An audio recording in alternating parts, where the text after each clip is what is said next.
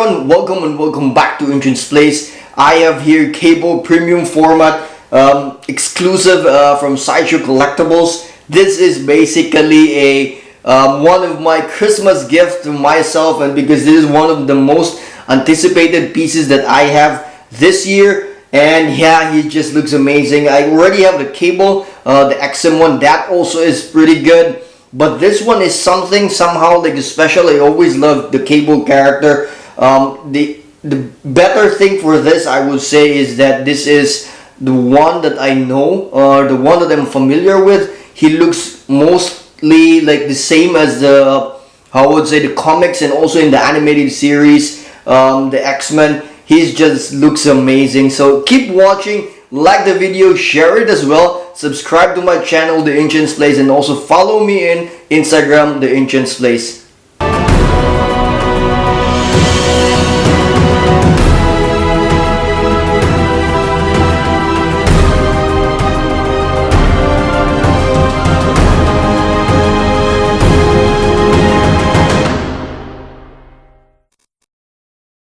So to start with, this piece is somehow a bit strange and weird, because in the Sideshow website it's already showing that the regular or the collector's edition is already on waitlist. That means the 2000 edition size for this one is almost done, meaning in my understanding the waitlist is more likely that Sideshow is just waiting for the ones who bought the piece or pre-ordered to really pay it already, or basically they're already in queue before shipping. So it's already in waitlisted compared to the exclusive one, and this what I have is the exclusive one. The exclusive one actually has 1000 ES.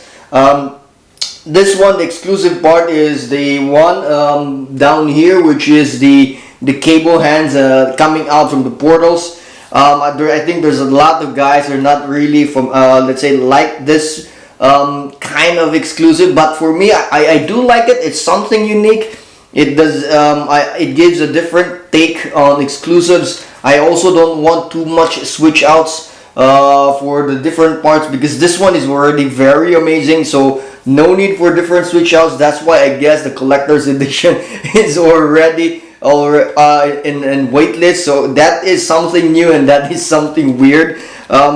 So to continue, it actually has, I'm not sure how much is this in in USD, but in SGD it's 982.42 Singapore dollars for the collector's edition, and for the exclusive is 1010.29 SGD. This one, according to specs from Sideshow, actually has a size of a height of 2.4 inches, a width of 17 inches, and a depth of 14. So this is actually not very hard to display, but I find it a bit tricky because of this portal. So I almost got an accident for this, that it got hit by other pieces. So it's something that you have to be careful with. It does not take too much real estate, but it has some pieces that you need to be careful with, especially assembling the cape. So I'm always scared when I assemble the cape. So again, this is still available, especially the exclusive one on Sideshow website. Go check it out if you really love cables. This is one of the must-haves that you can get. This is a licensed piece, so get it before it runs out. Let's start from the bottom going up. So the base here I really like. I prefer the base compared to the XM one, because it gives like some hints of where he's coming from, basically from the future, and somehow it gives the idea that that everything from where he's from has fallen apart already. So this is the basis, resembles the X Mansion, or the Savior school for the gifted. And it also has like the Wolverine mask, the Cerebro, the one that Professor X uses to find mutants. So it actually has there really good details. I really like those kind of hints showing where he is coming from, where he's standing, and it also has a very good details, a lot of texture. I like the brick style, and also the gold for the plates for the X Mansion as well. To move a bit further up, then we have the straps. I do not know, this big boots, the really big boots with some armor plates in it. Again, there's a lot of texture in this. Even at the back part of this, like this big, I do not know what's knee guard or something. It's there, and then the straps are actually pretty good. I like how it's done. It's not neatly done. Compared to the how to say, the XM1. The XM1 was just looks very nice. This one is not neatly done. There's some, how would say, weathering as well. There's also, I like this like grenades. I don't know if these are grenades, maybe big bullets for his gun, which we will be checking out in a while. And also the pouches here. This looks very good. It's not too bright of a yellow. It's a good yellow with a combination of like orangey. I do like that one because it gives the like a weathering of the yellow. That is pretty amazing. The straps also goes way back, goes back at the back side of his thighs and everything. Really good stuff. I do like how it's done in the legs part and also in the torso, especially the pouches.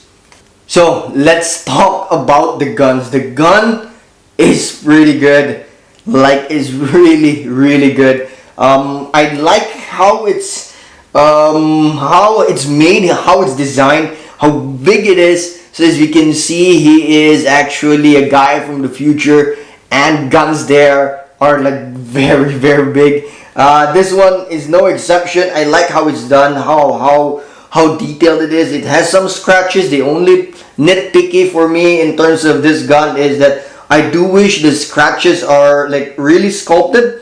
They're mostly just painted. Another nitpick for me, or something that everyone who gets this, that you need to be careful with, is that when you put the arm, it is actually connected to the how would say, to the gun. So you really need to be careful, especially when you move it, because it's just by magnet here. I do wish that there was like a peg there so that it would not just easily slip. So it's covered by this shoulder pads here. But again, I think it's not that heavy. It's a good thing it's not that heavy, because if it is, it will really fall down. That is actually quite a good design. I'm not picky in terms of weight and everything, but this gun looks pretty amazing.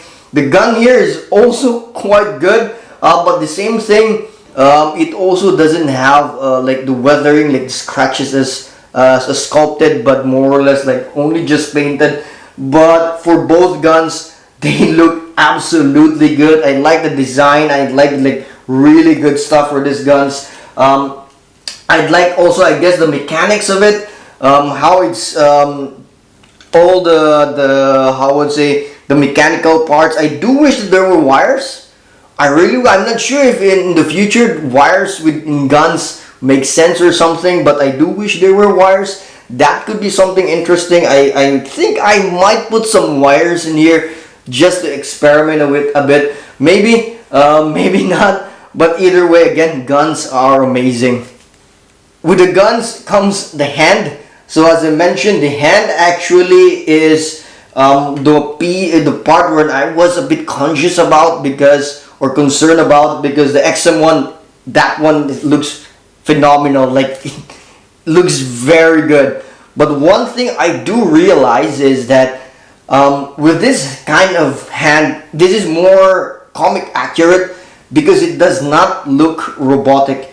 The difference between this one and the XM1, that the hand looks in the XM1 looks very robotic, compared to this one, wherein it's more like a disease. So it's like I forgot what kind of disease that he has, but it's more like a cybernetic disease that consumed him, making him like more robotic.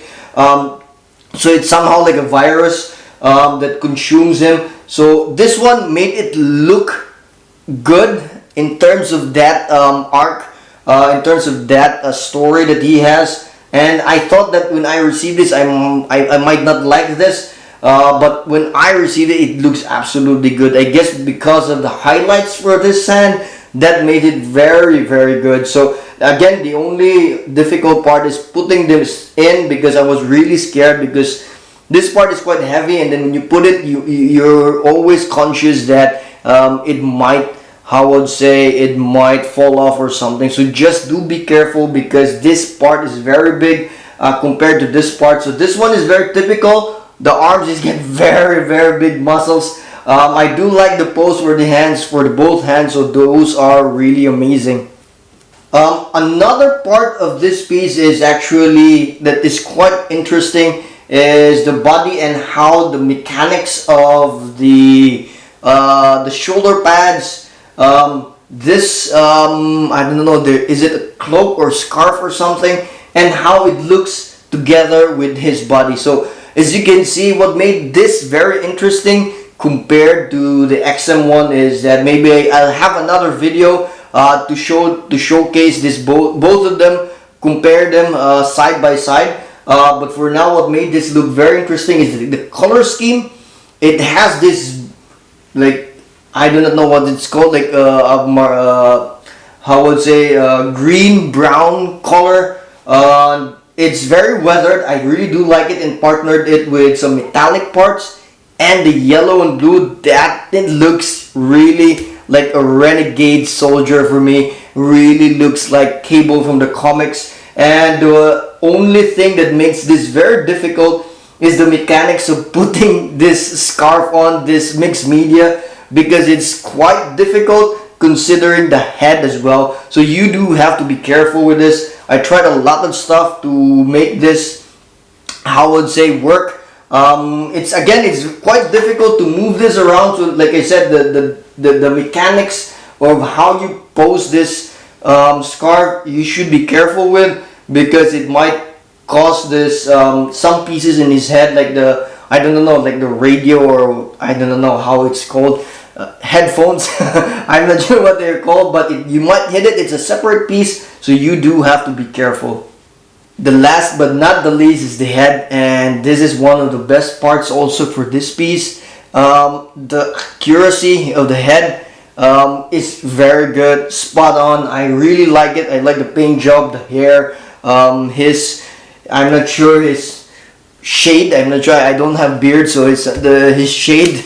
That is also looks very, very good. The details, the veins in his head, really amazing stuff. How he looks, very well done. The expression is very good, very Cable-like, and yeah, basically it's very comic accurate. It's very how would say, it's the very thing that I can remember in terms of Cable when I was a kid watching the X-Men. He just comes out from the portals or from the future, and then he just attacks the X-Men, defeated almost all of the X-Men, and then basically he tells everyone that he has to do the bad thing to save the future, blah blah blah. That is really amazing, and that actually shows in this portrait, and that what makes this piece, this head sculpt, really good. Now for the rating. So this piece is, I'm not sure if it would have a bigger rating. I have not checked the rating for the XM Cable. I did not review it. So because I want to show you guys in the comparison between these two, and I would like to showcase it there. What's the difference with regards to my ratings? I hope it will tally. But now for now, the rating for this one regarding paint job. In terms of paint job, I do have some one spot issue in here, very minimal. But as always, I can never tell a 5 paint job for this piece or a perfect paint job for Sideshow pieces. I'm sorry, Sideshow, because from time to time I always see something, some like mistakes and everything. Very minimal. I'm not that picky as well, but for this one, I'm giving paint job quality for paint job as 4.0. Color, definite 5. I love this color scheme for this, like really good color scheme, very nicely done, very good pick. In terms of the yellow, orange, the blue, the color of the mixed media, very nicely done as well. So that's why color is 5.0. Weathering, I'm also giving it a 5.0. I love the weathering, especially the feet. That one looks very amazing. Also the guns, it has the scratches and everything. His shoulder pad, he has some scratches. His face looks quite somehow a bit dirty. The pouches are weathered with like the orange feel. That is very nicely done weathering, so that's why it's 5.0. Shadows and highlights, I'm giving this I would say 4.5. Just to the fact that at some parts in his face, there's a bit like darker tone. I'm not sure if it's intended. So compared to the hands in here, but everything else in terms of shadows and highlights is actually pretty good. Actually, in the abs part, it's actually very nicely done. So that's why I'm giving shadows and highlights as 4.5. For the sculpt, quality wise, as always, again, I can never put quality for Sideshow as like highest, but it has actually quite good, I would say, quality to it. I am not sure with regards to the attachments at the back, like the portals. I always feel that it's somehow not fully flushed in, but either way, I think so far it's quite good. So quality for this one is 4.5 for the sculpt. For texture, it does not have too much texture, which is actually good. I'm not that very fan of textures right now because almost all pieces has like all texture. This one has good amount.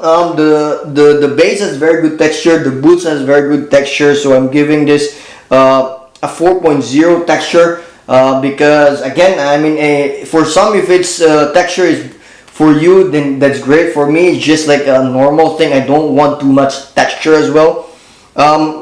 Weight and size, it has a very good weight considering the size. So yeah, again, this is a very he's a very big guy, as you can see, but he does not consume a lot of space, but he also has like a very good weight in him. So I'm giving weight and size of 4.5. Details and complexity also 4.5. I do wish there are more, maybe some scratches, also some maybe texture in the pouches. It does not have, so that's fine. It has a good weathering in terms of color as well. I do wish there are some straps and some scratches in his pants, but other parts, like for example the different pouches here, those are very nicely done. And as you can see, the details in his hand, he's doing like this one and not really like this one. This is actually very good detail. So in normal cases, you never put your trigger like this one, so you always have to be safe. That is actually very good details. So it has again a very good detail. So I'm giving this 4.5 for details and complexity. Design. So some parts in this I didn't really quite like in terms of the design. So concept wise, I really wanted this to be 5, but I couldn't because of the portals.